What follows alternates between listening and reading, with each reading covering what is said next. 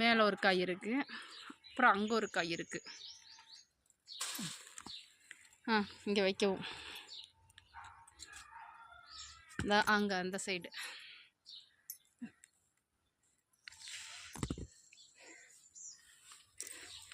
கீழே ஒரு காய் விதைக்காக விட்டுருக்குறோம். பீர்க்கங்காய் முட்டை பொரியலுக்கு எண்ணெய் ஊற்றி கடுகு போட்டு சின்ன வெங்காயம் இல்லை பெரிய வெங்காயம் போடுறதா தான் போட்டுக்கலாங்க. அப்புறம் பச்சை மிளகா போட்டுக்கிறேன். நல்லா வணங்கின பிறகு சின்னமாக பொடிசாக நறுக்கி வச்ச பீர்க்கங்காய் நான் இவ்வளோ வெட்டி வச்சுருக்கிறேன். 2-3 காய்